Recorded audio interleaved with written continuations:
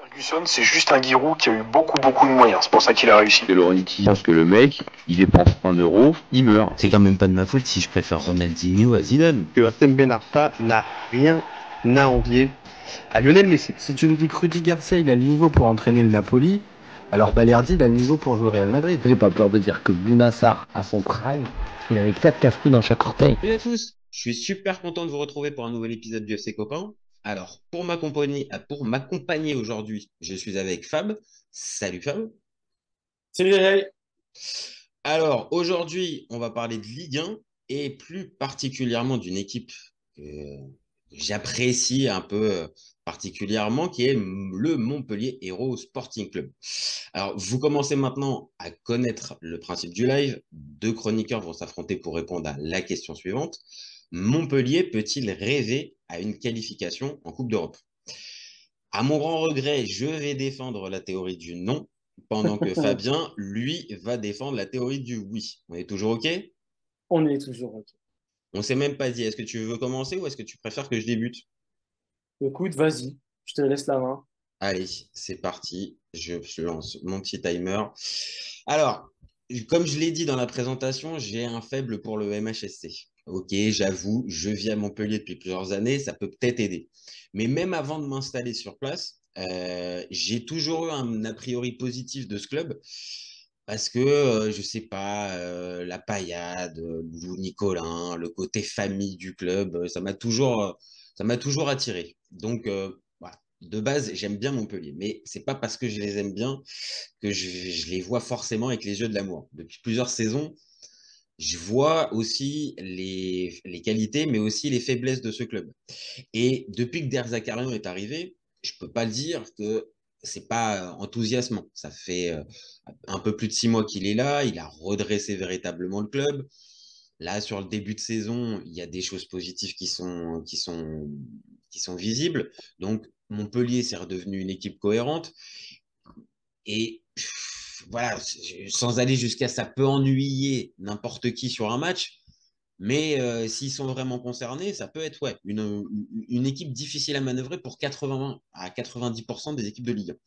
Et cet été, je trouve que le recrutement il a été cohérent. Il y a Accor Adams qui est arrivé et El Tamari surtout, qui sont deux joueurs pour moi qui donnent un vrai éclat particulier à cette équipe de Montpellier.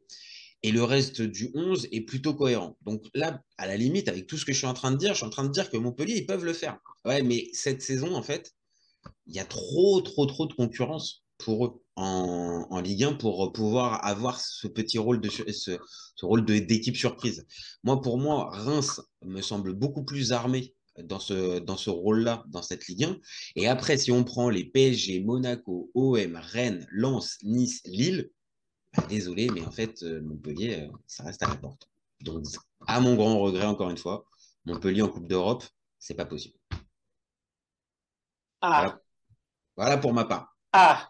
Donc là, je pense que tu peux ouvrir ta fenêtre et expliquer à tes voisins là ils verront jamais la Coupe d'Europe l'année prochaine. C'est ça que tu es Là, en train de me dire. je pense que je vais un peu faire profil bas pendant les prochains jours et prochaines semaines. Si c'est ça que tu veux dire, oui, mais Ouais. je l'assume. Mais je l'assume. C'est parti, vas-y. Alors, effectivement, tu fais bien de me tendre la perche et de conclure en fait ton argument avec une partie nuancée qui tend du coup, vers le oui. Parce que déjà, de base, ton intitulé, il est Peut-il rêver? Et effectivement, ça met toute la nuance. Alors, moi, ce que je vais te dire, c'est que je ne vais pas te dire que je vais être formel qui vont y aller, mais on a toutes les raisons d'y croire à ce rêve. Déjà, quand tu prends une première analyse sur les niveaux de performance récentes, au cours de la saison 2022-2023, ils ont terminé 12e de Ligue 1, avec 50 points obtenus en 15 victoires, 5 matchs nuls et 18 défaites. Ils ont marqué quand même 65 buts. C'est pas rien, et ils en ont encaissé, bon, 68, mais la vérité d'une saison n'est pas la même sur la suivante. Cette performance bien que moyenne, du coup, elle a comme une base sur laquelle construire. C'est super important. 2023-2024, Montpellier est classé 10e de Ligue 1 avec 9 points et cela suggère qu'ils ont maintenu une position en milieu de tableau et qu'ils ont acquis au moins cette expérience-là. Et si tu regardes bien, en fait, sur les 3 dernières saisons, à la 8e journée, il y a 2 ans, ils étaient 14e, l'année dernière 9e, et cette année, ils sont 6e. Donc on note quand même une progression déjà dans dans la manière d'aborder le début de saison. C'est super important, mais quand tu sais qu'en général, le début de saison est super important pour asseoir le reste ce qui va arriver. Bon, voilà. Il y a le renforcement aussi de l'effectif qu'il faut prendre en compte. Donc, il y a Tamari qui est arrivé. Accor, franchement, il fait plaisir. Hein. On l'a vu depuis le début de saison. Alors, il y a l'effet nouveauté, le gars arrive. Mais le gars, tu le vois, hein, tu as juste à observer. Le gars, il dégage un truc, il est puissant, il a le sens du but.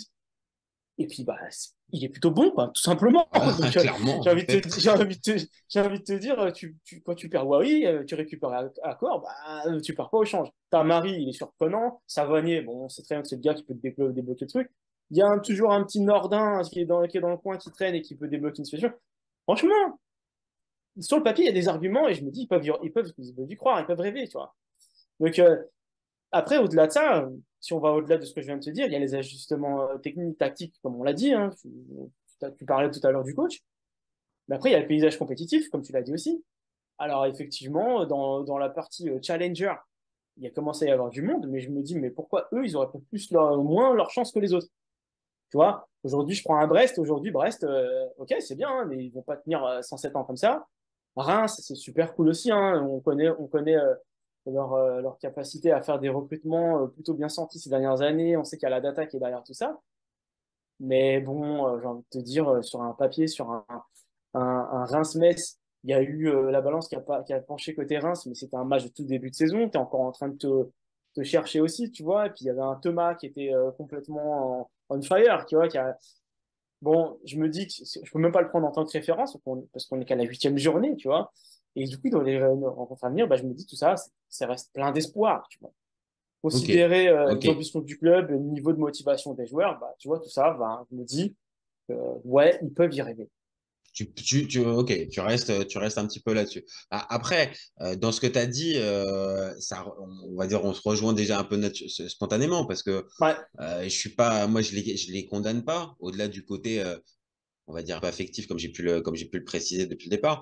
Donc oui, ok, spontanément, on va avoir, toi et moi, des arguments en commun parce que comme je l'ai dit dans ma première partie, et ça se rejoint avec tes arguments, l'équipe, elle est séduisante et elle propose, on va dire, un fond de jeu assez intéressant depuis le début de saison, qui est dans la continuité de la saison dernière. Parce que vraiment, entre l'arrivée de Der Zakarian et la fin du coach précédent, oui, non, là, tu voyais vraiment que c'était véritablement pas possible. Il y a eu un vrai changement. Il les a sauvés, comme j'ai dit, et il a continué là-dessus. Et là où, on va dire, je partage le truc, c'est que peut-être que le accord Adams et Tamari qui sont arrivés, ça ajoute une vraie touche importante, enfin, une touche technique que peut-être Montpellier avait je dis pas qu'il n'y avait pas l'année dernière, mais à ces postes-là, peut-être pas, parce que c'était dépendant de Casery, c'était dépendant d'un Mavididi, c'était dépendant aussi d'un Nordin, et tous ces joueurs-là, ils sont peut-être un peu moins réguliers. Là, les deux, depuis le début de saison, c'est deux bombes, en fait. Donc, ouais. donc ça participe à ça, à y croire, à ce que Montpellier, en fait, on va dire, valide la bonne fin de saison dernière et surfe un peu là-dessus. Mais pour moi, ça me Ouais, paraît trop clairement. léger. Ok. Au contraire, hein, le truc, c'est que là où toi, tu vois de la légèreté, moi, je vois de l'espoir, en fait. Parce qu'encore une fois, pour toutes les raisons qu'on évoquait, tu vois, euh, si c'est pour se dire que il y a du monde, tu vois, aujourd'hui sur le job de challenger, bah, tu vois, encore une fois, hein, j'ai envie de te dire un truc de Nice, et encore une fois, est-ce qu'ils vont tenir cette année? Bah, Tu vois? oui, alors, de toute Tu façon, vois, il y a la Marseille, question. quelle trajectoire ça va prendre, Marseille? Tu penses pas que penses pas qu'à Marseille, spontanément, même si on le sait depuis le début de saison, c'est loin d'être une source sûre et loin d'être Ouais, une, tu penses pas que sur l'effectif et sur on va dire les ambitions du club, ouais, j'ai envie de te dire, tout est possible. Et puis, en fait, si tu veux, si tu prends la dimension du club, etc., le budget, enfin, bon, ok. Mais ça, c'est des cartes qu'on a jouées 100 000 fois avec Lyon, par exemple, tu vois. Bon, aucun débat sur Lyon. alors là, je pense Marseille, que c'est Lyon, peut-être. on les a pas, Ouais, moi, je les ai pas cités spontanément, hein. On va déjà leur souhaiter de revenir ouais, tu à un m'étonnes. niveau Tu convenable m'étonnes. avant de commencer à les imaginer en Europe, hein. Ouais, non, mais carrément, mais c'est pour te dire, tu vois, c'est par rapport aux préjugés qu'on peut avoir par rapport à la dimension d'un club. C'est quelque chose qu'on fait tous les ans. On se dit, mais par exemple, Lyon, ouais, mais Lyon, ça va aller. Il y a un budget, il y a des joueurs, ils vont s'en sortir. bon, aujourd'hui, on connaît le truc. Marseille, j'ai envie de te dire, avec tous les mouvements qu'il y a et tu vois le manque de stabilité, au final, bon, bah, là, il y a l'électrochoc Gattuso qui arrive. Mais est-ce que, là, au moment où je te parle, est-ce que pour moi, là, j'ai une garantie de te dire, ouais, c'est bon, là, Marseille, c'est top 6 assuré, tu vois. Peut-être, peut-être pas. T'as J'ai envie de te raison, dire. il y a des incertitudes et pour tous les Ouais, autres, t'as raison aussi. On peut évoquer pour Rennes, c'est pareil pour Lens qui a fait un ouais, mauvais début de saison, c'est pareil pour Lille qui reste à certains moments irréguliers. exactement. C'est ça. Maintenant, ces équipes-là me paraissent, c'est pour ça qu'on fait aussi le débat, ces équipes me paraissent plus armées que ce Montpellier-là qui, encore une fois, bénéficie, on va dire, à certains moments, c'est très avantageux de ne pas avoir de la pression, une pression forte Mhm. derrière. Donc, ça permet à certains moments de travailler avec plus de sérénité que dans d'autres clubs. Mais de l'autre, cette fameuse pression qui peut aussi obliger les joueurs à se surpasser, on le voit très souvent avec Montpellier, c'est le cas. Ça, dans la deuxième partie de saison, ça cale un petit peu. Et moi, j'ai un peu cette sensation-là. C'est-à-dire que là, ils sont en train de prendre les points pour s'assurer un maintien facile et pas être du tout dans ces questions-là pendant la saison. Mais est-ce que le fameux cut du top 6, top 7, ils sont armés? Moi, c'est là. Même si, encore une fois, il y a de la concurrence et que cette concurrence, elle est irrégulière, Montpellier aussi présente à certains endroits des interrogations. Par exemple, parlons d'un Savanier, qui est un joueur extraordinaire par moment, mais qui peut être un poids aussi pour son équipe. À prendre Ouais, des cartons je rouges suis d'accord. bêtes, à sortir du match, à pas être le joueur qu'on peut connaître. Donc ça peut jouer aussi, non? Bien sûr, ouais, bien sûr que ça peut jouer, hein, je suis assez d'accord avec toi, hein, mais après, c'est vrai que quand je te parle du global de la tendance, de la dynamique que montre justement le paysage concurrentiel, moi, je me dis, là, par rapport à tout titre, ils peuvent rêver d'aller choper au moins la Ligue Europa Conférence. Et d'ailleurs, même au moment où on se parle, ils sont à la sixième place devant Marseille. C'est vrai. Et ils sont à un point de Reims qui est venu Alors leur claquer attention, un ouais, mais point à domicile, tu vois. t'as compté le dernier match. On est obligé, si on parle de Montpellier en ce moment, on est obligé forcément de parler du dernier match. Le match contre Clermont, tu le comptes dedans, parce que sinon, Ouais, tu veux dire en termes de tendance, tu vois, pour avoir une dynamique, ça tu veux dire? ah ouais, je suis d'accord, mais sauf que factuellement, ils Ouais. vont avoir 3 points perdus parce qu'avec ce qui s'est passé Ah, t'as avec raison, t'as tout à fait raison. Oui, le bah, gardien, pour moi, ces 3 points-là, ils vont être perdus, hein. je suis d'accord. Là, je suis vraiment sur de la donnée comptable. Tu vois, au moment où je te parle, bah, le classement, il fait acte de cette victoire. Après, peut-être qu'ils vont l'avoir en moins. Bon, après, ça reste un coup du sort.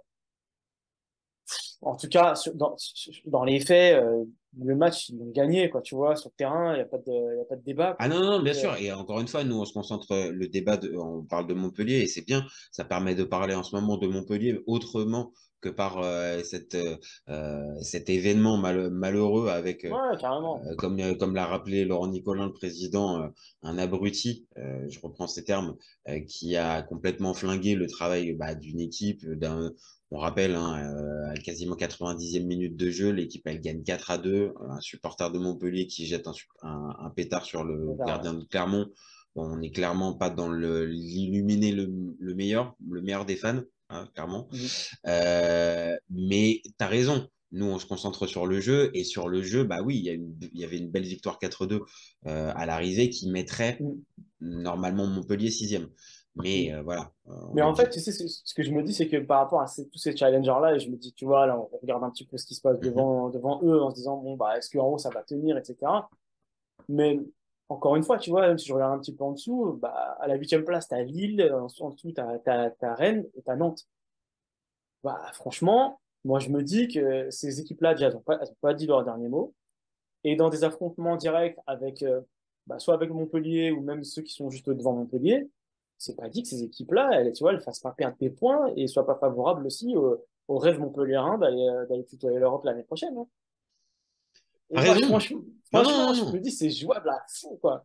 En tout cas, ils auraient vraiment tort de pas y croire.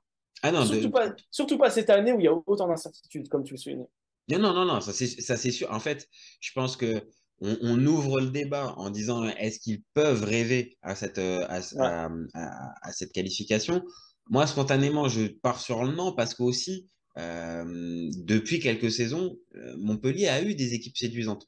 Tu vois, je pense à l'année où ils ont Laborde et Delors avec Savanier.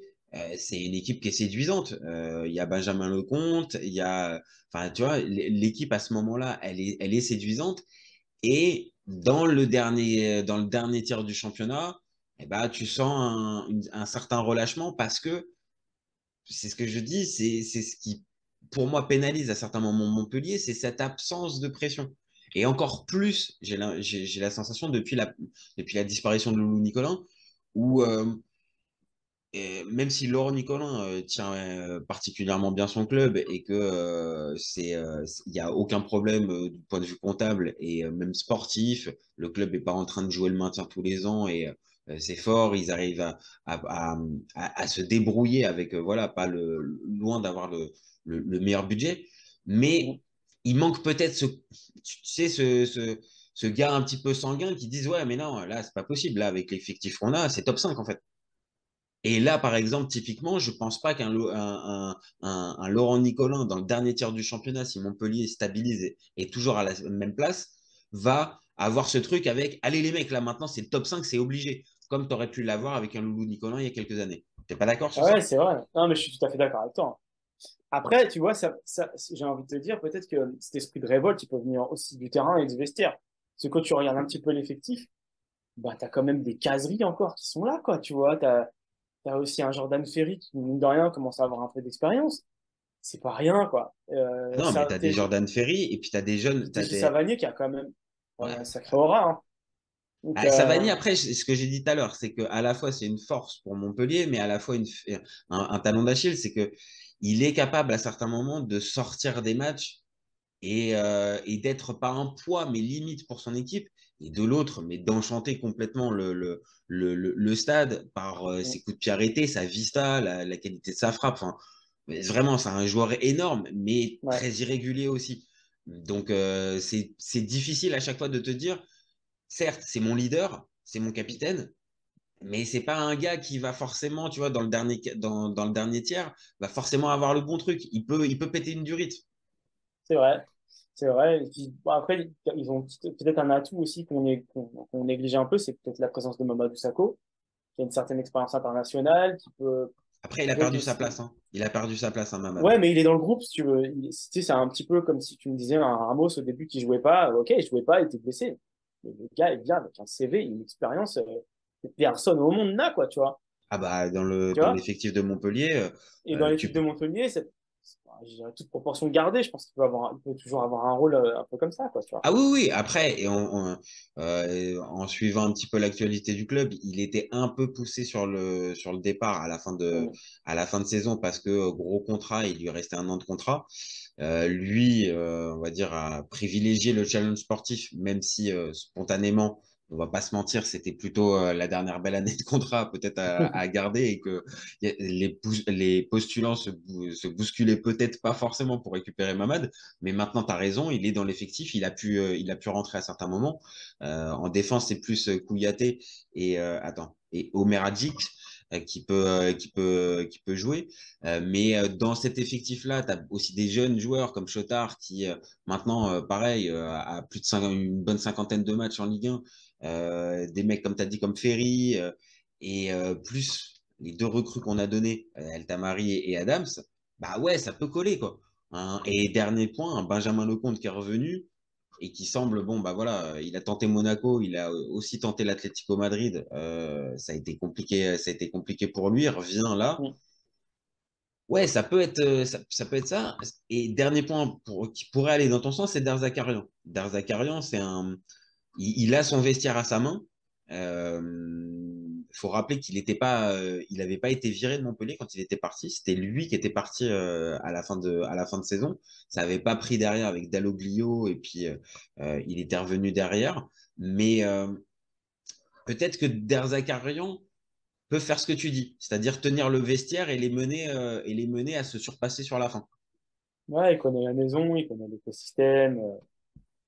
C'est typiquement ce genre de gars, tu vois, quand il arrive en poste, il va y mettre ses tripes sur le terrain, un peu comme un Courbis qui déboule à Bordeaux ou à Marseille, tu vois. c'est des gars, ils sont faits pour le lieu où ils se trouvent, quoi, tu vois. Donc, ça peut aussi faire la différence. C'est aussi ces gars-là qui vont peut-être trouver les mots plus qu'un autre coach parce qu'ils sont là et ils vont savoir comment stimuler un petit peu tout le monde pour pousser vers ce rêve européen, comme on essaie de le souligner dans le titre de ce débat, quoi. Bon, Moi, je pense qu'ils peuvent y croire. bon, Vraiment. pour conclure notre débat, allez, si je te demande de te mouiller un petit peu, là, on est à la mi-octobre. Ouais. Montpellier, ça termine quoi? Ça termine donc. Ils peuvent rêver, j'ai bien compris, tu les défends. Maintenant, c'est quoi? C'est top 5, c'est top 6, c'est top 7 ou c'est la Coupe de France? Parce que la Ah, Coupe de France, pas attention. con, ouais. Eh, Ouais, eh.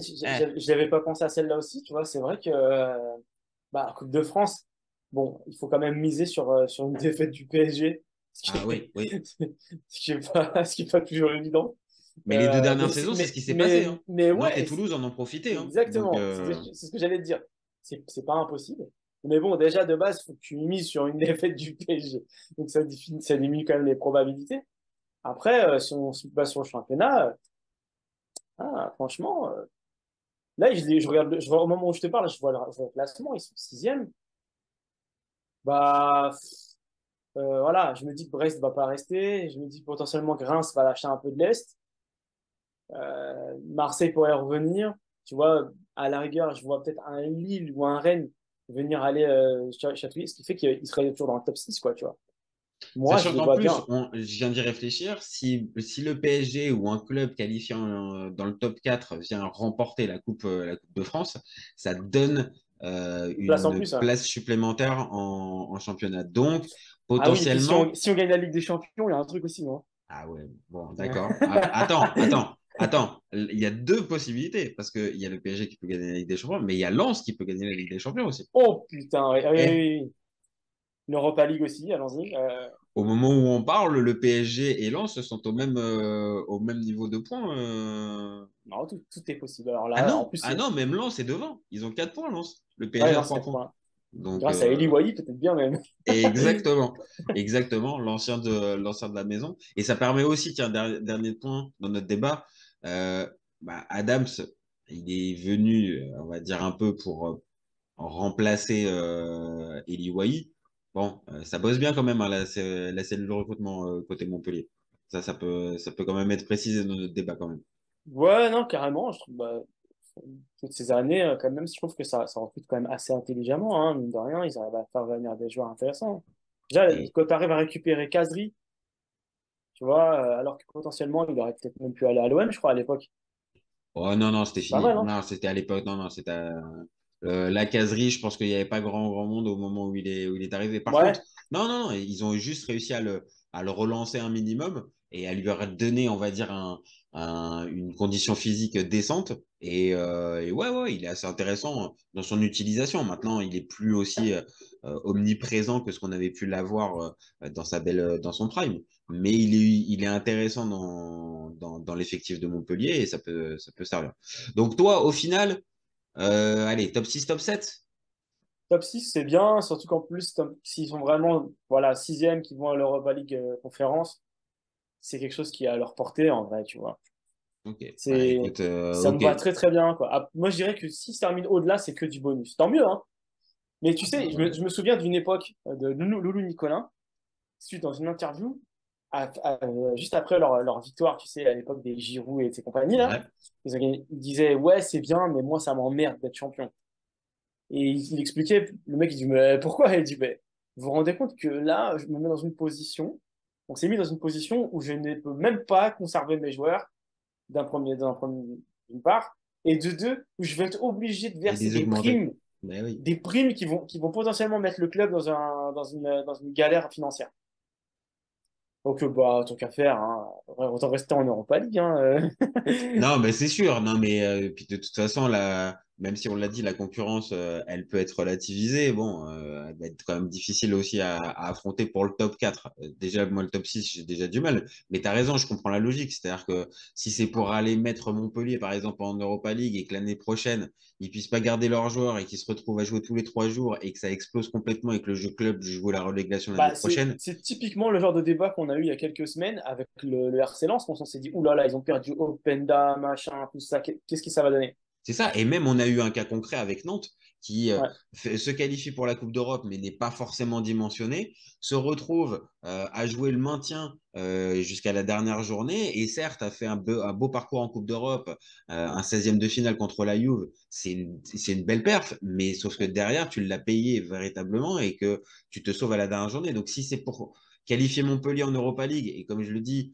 l'année prochaine, perdre Accor Adams, perdre tes meilleurs joueurs, jouer tous les 3 jours et te retrouver à jouer la relégation, non, il y aurait peu d'intérêt.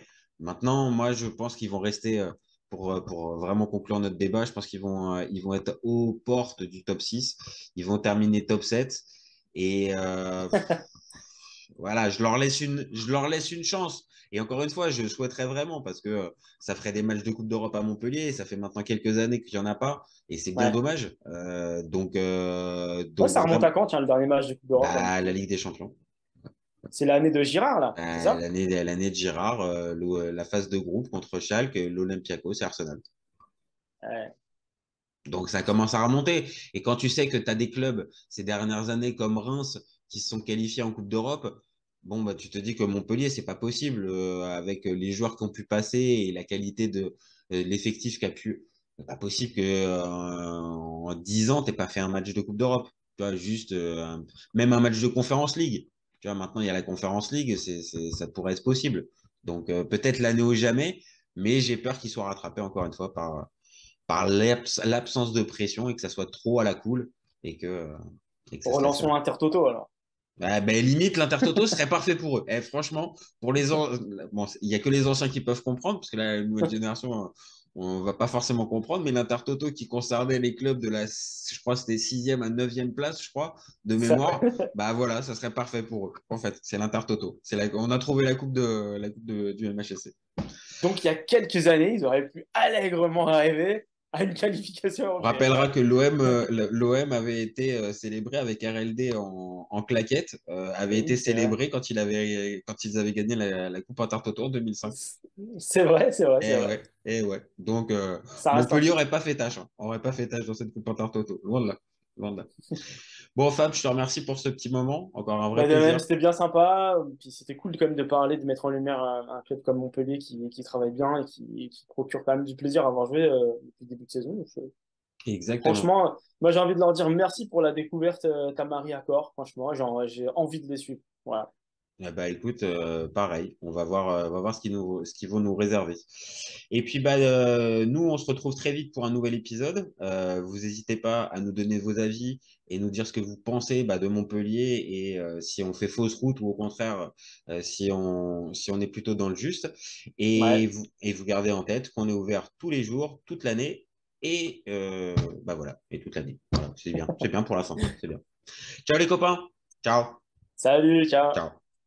Cet été, il y avait encore des mecs pour dire que Mourinho, c'était l'entraîneur parfait pour le PSG. Pour moi, Giroud est un meilleur neuf que Benzema. J'ai pas peur de dire que Bounassar, à son prime, il avait 4 cafous dans chaque orteil. Marquinhos, capitaine du PSG. Non mais arrête, il a le charisme d'une nuit. Avec un joueur comme Nainggolan, la Belgique sortait la France en 2018. Le débat qui est le meilleur entre Messi et Maradona, alors qu'on sait tous que le meilleur 10 argentin c'est Riquelme. Mais il faut arrêter avec Payet, c'est un grand joueur. Raphaël Leao du Milan. C'est une immense fraude. Entre un choc de Ligue 1 et un choc de MLS, je regarde la MLS. Guardiola, meilleur coach de l'histoire, c'est même pas le meilleur coach de l'histoire du Barça. De Laurenti pense que le mec, il dépense 1 euro, il meurt. Merci pour les travaux qu'il gagne. Maintenant tu peux aller au Real. Totti, pour moi, c'est un meilleur joueur qu'Alessandro Del Piero. Entre Lizarazu et Candela, je prends Candela. Elle a dit qu'il c'était pas partie des meilleurs du football.